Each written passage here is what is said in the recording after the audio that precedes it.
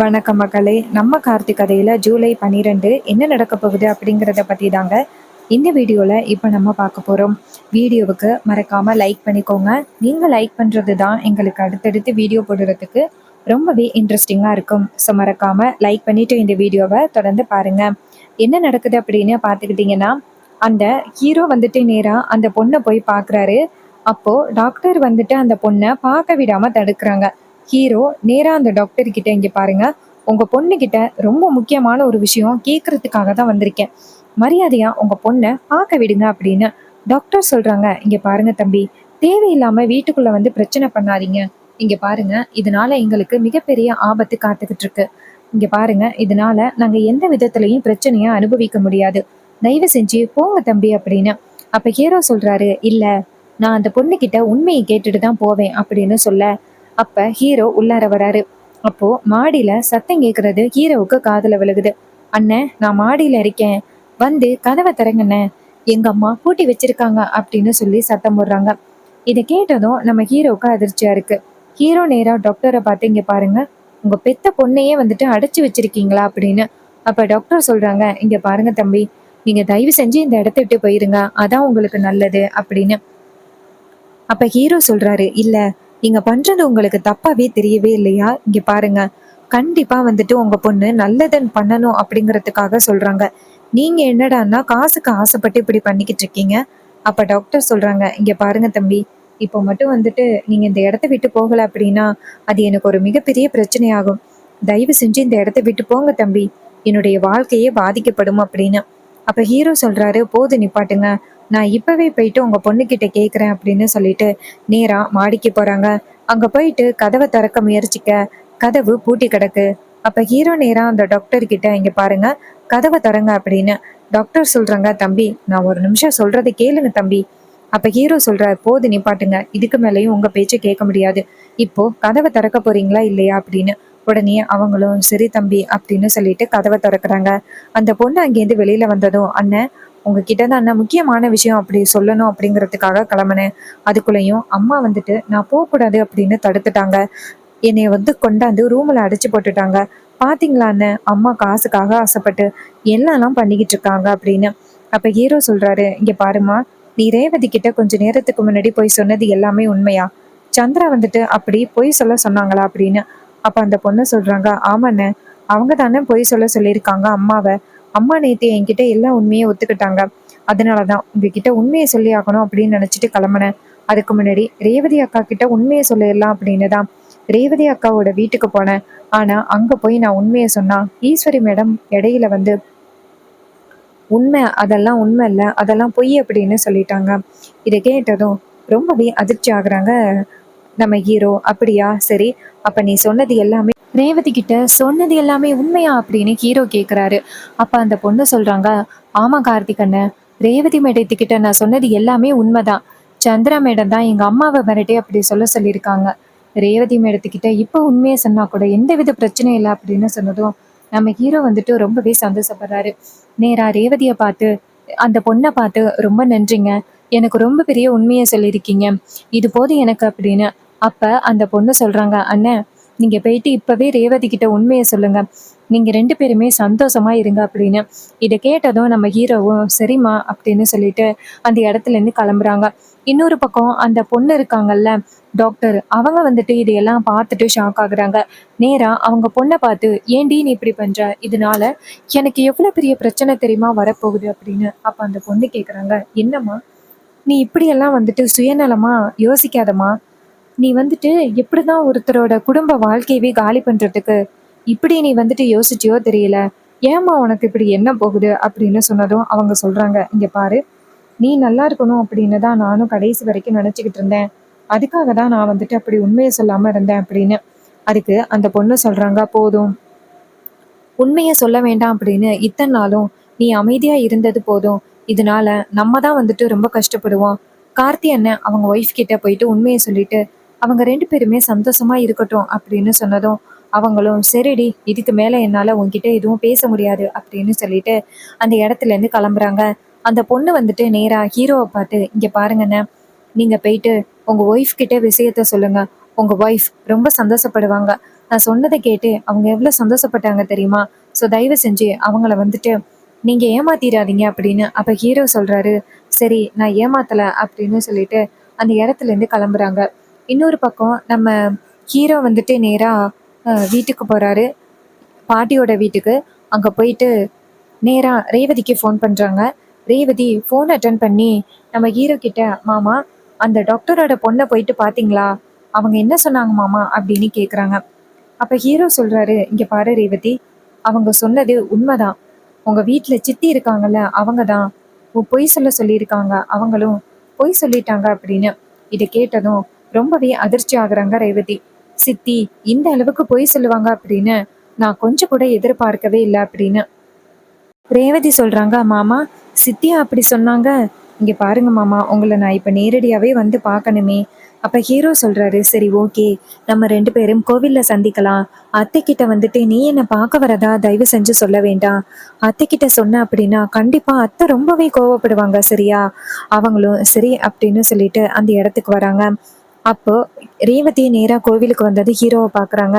Hero ரேவதியா பார்த்ததும் வா ரேவதி அப்படின்னு சொல்ல, ரேவதி சொல்றாங்க, மாமா உண்மையா மாமா? கொஞ்ச நேரத்துக்கு முன்னாடி அந்த பொண்ணு சொன்னது எல்லாமே உண்மையா? அப்ப ஹீரோ சொல்றாரு, ஆமா ரேவதி, நம்ம 2 பேருக்குமே கல்யாணம் ஆனது உண்மை. ரேவதி சொல்றாங்க, எல்லாருமே சொல்றாங்களே தவிர்த்து எனக்கு அதுல கொஞ்சம் கூட நம்பிக்கையே இல்லை மாமா. எனக்கு என்னமோ அது எல்லாமே பொய்யா இருக்குமோ அப்படின்னு தோணுது.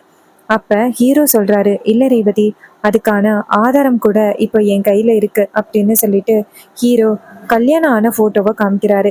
அந்த போட்டோவை பார்த்ததும் ரேவதிக்கு பேரதிர்ச்சியா இருக்கு. என்ன மாமா இது? அப்ப ஹீரோ சொல்றாரு, ரேவதி, உனக்கும் எனக்கும் கல்யாணம் ஆனதுக்கான ஆதாரம் தான் ரேவதி இது அப்படின்னு. ரேவதி ரொம்ப அதிர்ச்சி ஆகுறாங்க. அப்புறம் ஏன் மாமா வீட்டுல உள்ள எல்லாருமே என்கிட்ட அவ்வளோ பெரிய பொய் சொன்னாங்க அப்படின்னு. அப்ப ஹீரோ சொல்றாரு, இங்க பாரு ரேவதி, இது உனக்கும் எனக்கும் கல்யாணம் ஆனது உண்மைதான். அது எப்படி ஆணுச்சு அப்படின்னா ஒரு மிகப்பெரிய சண்டையில தான் ஆணுச்சு. இது மாதிரி அத்தைக்கு வந்துட்டு நான் யாரு அப்படிங்கிறது ஃபர்ஸ்டே தெரியாது.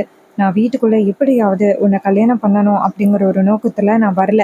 வீட்டுக்குள்ள இருந்த பிரச்சனைய சரியாக்கி கோவில் கும்பாபிஷேகத்துக்கு அத்தையை எப்படியாவது வர வைக்கணும் அப்படின்னு நினைச்சுதான் நானே அந்த வீட்டுக்குள்ள வந்தேன். ஆனா கடைசியில ஒரு மிகப்பெரிய குழப்பத்தினால நான் உன் கழுத்துல தாலி கட்டுற மாதிரி வந்துருச்சு.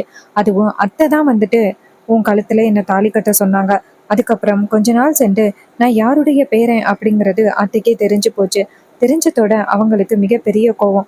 நான் வந்துட்டு அவங்கள ஏமாத்தி உன்னை கல்யாணம் பண்ணிட்டதா அவங்களுக்கு மிகப்பெரிய கோவம். அதனாலதான் இது வரைக்கும் அத்தை வந்துட்டு என்னை மருமகனாவே ஏத்துக்கொள்ளல அப்படின்னு. இதை கேட்டதும் ரேவதி சொல்றாங்க, மாமா நீங்க நல்லது பண்ணணும் அப்படிங்கிறதுக்காக தானே மாமா என் கழுத்துல தாலி கட்டினீங்க. நீங்க சொன்ன வரைக்கும் பார்க்கும் பொழுது உங்க மேல எந்த தப்புமே இல்லை அப்படின்னு தோணுது. அப்புறம் எதுக்கு அம்மா அப்படி நடந்துக்கிட்டாங்க அப்படின்னு. அப்ப ஹீரோ சொல்றாரு, ரேவதி நான் தான் சொன்னேனே, அவங்களுக்கு சிவகாமி பாட்டி இறந்ததுக்கு முக்கிய காரணமே எங்க குடும்பத்துல உள்ளவங்க தான் அப்படின்னு இன்னுமே வந்துட்டு அத்தை நினைச்சுக்கிட்டு இருக்காங்க. அதனாலதான் அவங்க இன்னுமே எங்க குடும்பத்து மேல கோபத்தோட இருக்காங்க.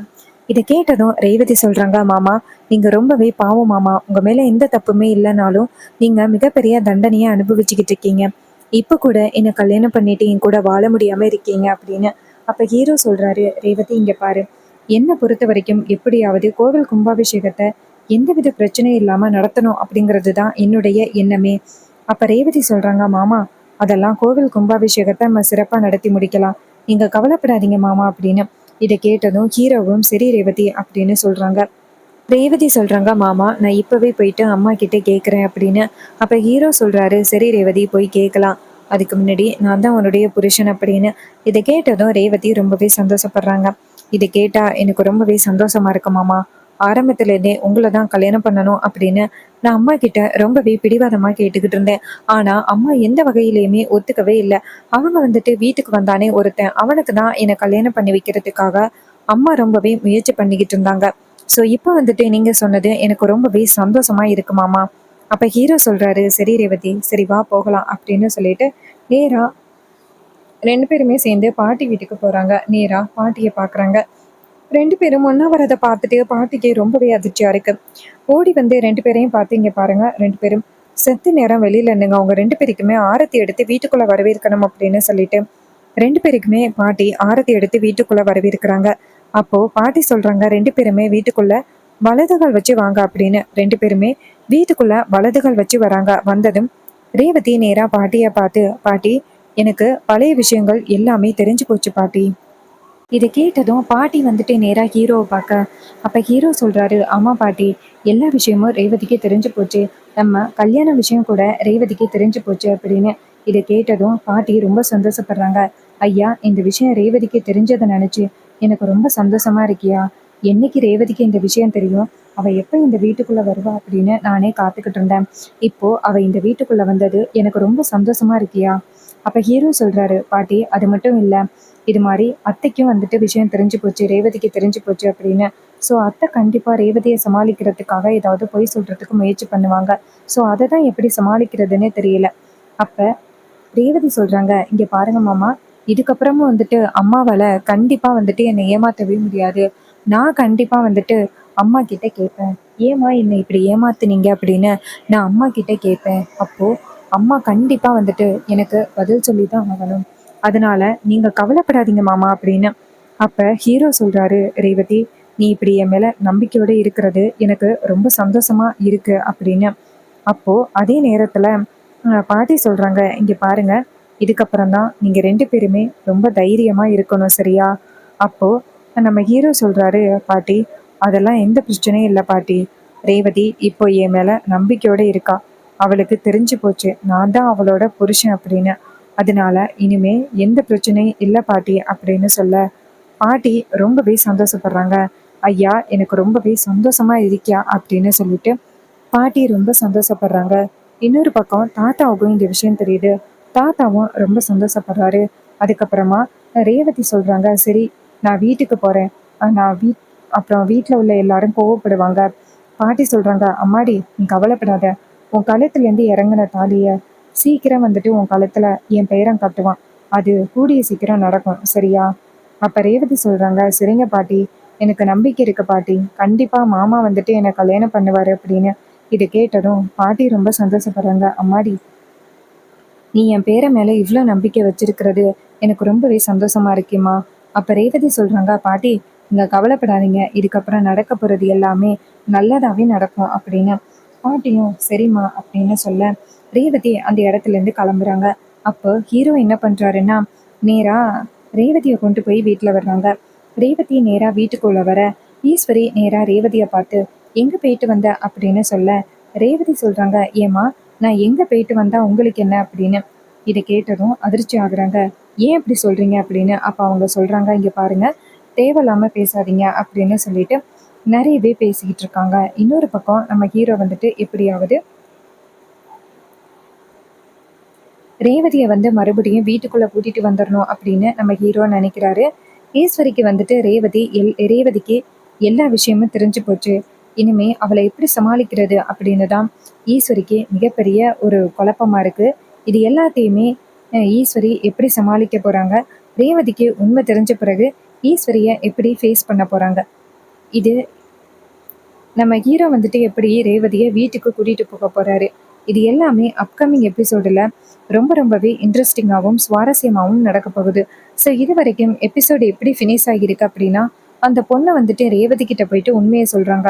அப்போ ரேவதிக்கு எதை நம்புறது அப்படின்னே தெரியல. ரேவதி கிட்ட உண்மையை சொன்ன பிறகும் ஈஸ்வரி இதை பார்க்குறாங்க. ஈஸ்வரி இந்த சூழ்நிலையை சமாளித்து ரேவதியை ஏமாற்றி இதெல்லாம் பொய் அப்படின்னு சமாளிக்க பார்ப்பாங்களா? இன்னும் என்னெல்லாம் நடக்க போகுது?